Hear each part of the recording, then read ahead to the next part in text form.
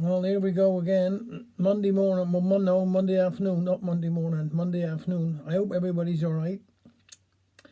If we got to stay a bit longer, be a bit. They're going to ease some things, I believe, but we're doing all right. I mean, imagine the people here this weekend, and what a weekend it was. A weekend we'll never forget. The G7, all the heads of the democratic countries in the world. The G7, fantastic. What a sight when they woke up and saw out there Carver's Bay, out in the bay, see Hale and St Ives and all. Lovely. The weather was, say, perfect. It went off very, very well. I mean, you had a few protesters, but then people, are allowed to protest, which is a good thing, really. And but it's all over now, and it's a bit miserly. There's a heat, really, in it coming in. But to see the Red Arrow Saturday night, well, that was just something else. Something we shall never forget. Not in our lifetime will we ever have that down here again. So I'm really, really proud to live in my lovely country of Cornwall. Now, I got a few birthdays here today, so I better get on. I got a lot to do, really.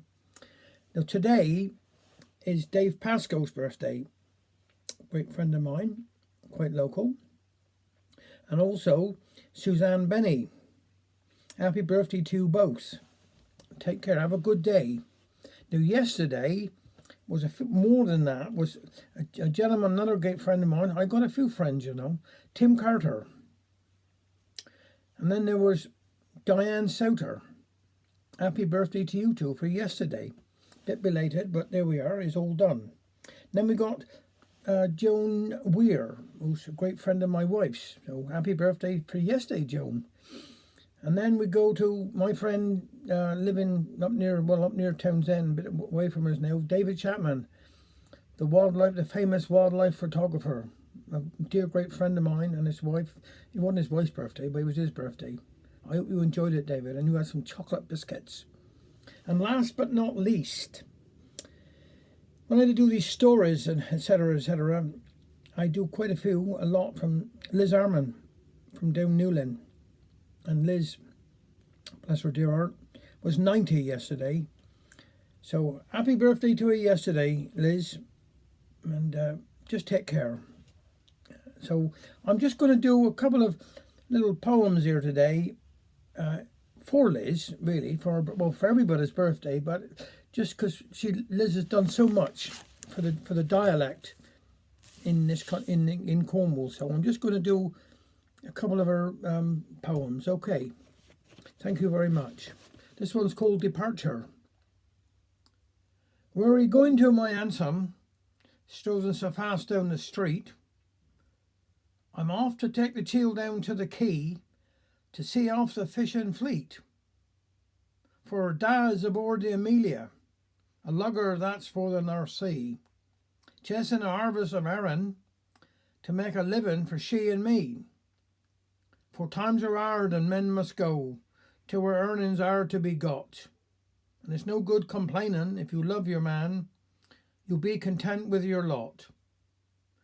For I must beatie the old torn nets, then breedie a new one too.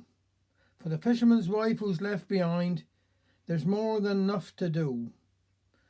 So I'll tend his home and rear his child, and walk the planchon at night, worrying and praying, Lord keep him safe, and bring him back in the dawn new light. This is just another little one this is a poem for Peter. Do you remember Peter? Say you remember my friend. Those blissful days of our childhood, golden days that would never end. Do you remember, Peter?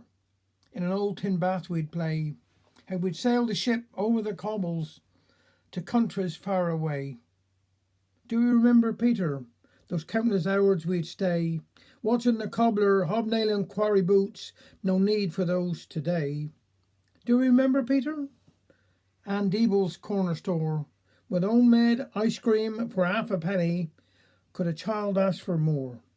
And you must remember, Peter, together up the street we'd walk to the old granite infant school and the smell of pencils and chalk. But do you remember, Peter, that day that I went away, to a brand new house on the top of the hill, and we never more did play. But if you remember, Peter, those days when we were small, those memories we have to treasure are the loveliest of all. Thank you very much. Have a good day.